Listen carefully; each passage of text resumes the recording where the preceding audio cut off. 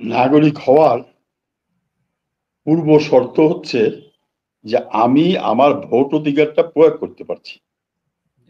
একটা মানুষ যখন তার ভোট অধিকার প্রয়োগ করতে পারে তখন বোঝা যায় যে সে এদেশের মালিক। 2014 থেকে এই 24 পর্যন্ত তিনটা নির্বাচন, একটা নির্বাচনে তো কোনো প্রতিদ্বন্দ্বিতাই হয় নাই।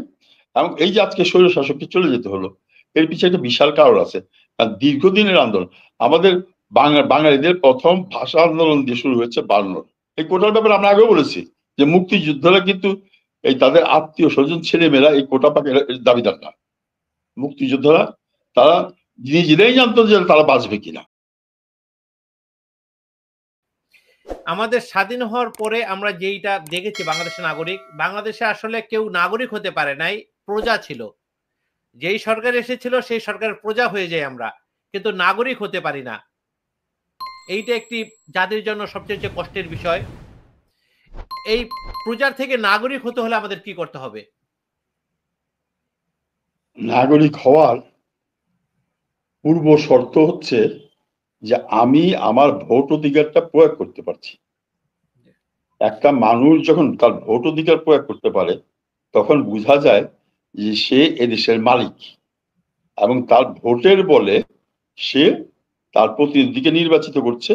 সেই প্রতিনিধি পরবর্তী পর্যায়ে রাষ্ট্রীয় ক্ষমতায় যে সরকার গঠন করে তারা সরকারি কর্মচারীদের মাধ্যমে রাষ্ট্র পরিচালনা করবে। তা আমরা বিভিন্ন সময় দেখেছি যে আমি আমি আওয়ামী লীগের সময় প্রথম থেকেই আসি। যেমন আমাদের ফজল সাহেবের তো অবশ্যই মনে আছে, এবং এই কুমিল্লায় একটা নির্বাচন হলো, ওইখানে ইঞ্জিনিয়ার রশিদ সাহেব কন্টেস্ট করেছিলেন আর খন্দকার মুস্তাক আহমদ বঙ্গবন্ধুর কিলার। তো সেই নির্বাচনে আপনার ব্যালট বাক্সগুলি একটা হেলিকপ্টারে করে ঢাকায় নিয়ে আসা হলো, কারণ অবধারিত খন্দকার মুস্তাক হারছিলেন এবং সেইখানে এসে এরকম অনেকটা জায়গায় 93-তে হয়েছে। এর পরবর্তী পর্যায়ে আমরা মাগুরার নির্বাচন দেখেছি। এর পরবর্তী পর্যায়ে শেখ হাসিনার সময়, মানে এই 2014 থেকে এই 24 পর্যন্ত তিনটা নির্বাচন, একটা নির্বাচনে তো কোনো প্রতিদ্বন্দ্বিতাই হয় নাই, বিনা প্রতিদ্বন্দ্বিতা সরকার গঠিত হয়ে গেছে।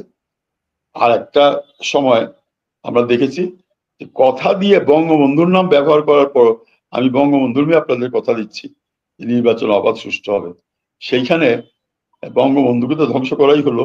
এর পাশাপাশি নির্বাচনটাকে প্রশ্নবিদ্ধ করা হলো রাতের অন্ধকার। এরপরে আমরা 24-এ নির্বাচনটা দেখেছি। সেই নির্বাচনে একতরফা একটা বাকশালী কায়দা নির্বাচন হয়েছে। তার দলের লোকই বিভিন্ন ভাবে, কেউ যুবলীগ, কেউ ছাত্রলীগ, কেউ চেয়ারম্যান, কেউ উপজেলা চেয়ারম্যান, তারাই নির্বাচন করেছে আওয়ামী লীগের প্রার্থী বিরুদ্ধে। আর জাতীয় পার্টির কিছু ক্যান্ডিডেট ছিল। যাই হোক, এখন এই পরিস্থিতির ভিতর দিয়ে আমরা গত 15টা বছর পার করেছি এবং এই 15 বছরে যারাই মাথা তুলে কথা বলতে গেছে, বিশেষ করে বিএনপির কাছ থেকে ক্ষমতা নিয়েছিল আওয়ামী লীগ, তাদের উপরে কি নির্মম অত্যাচারগুলি এসছে এবং কত মানুষ যে গুম খুন হয়েছে এবং নির্মম ভাবে প্রশাসনকে কিভাবে ব্যবহার করেছে, র্যাব, পুলিশ সহ বিভিন্ন ইন্টেলিজেন্সকে ব্যবহার করা হয়েছে, মানে এটা অকল্পনীয়, এটা ভাষায় প্রকাশ করা যায় না। দীর্ঘ 14-15 বছর একটা জাতি কি নির্যাতন হয়েছে।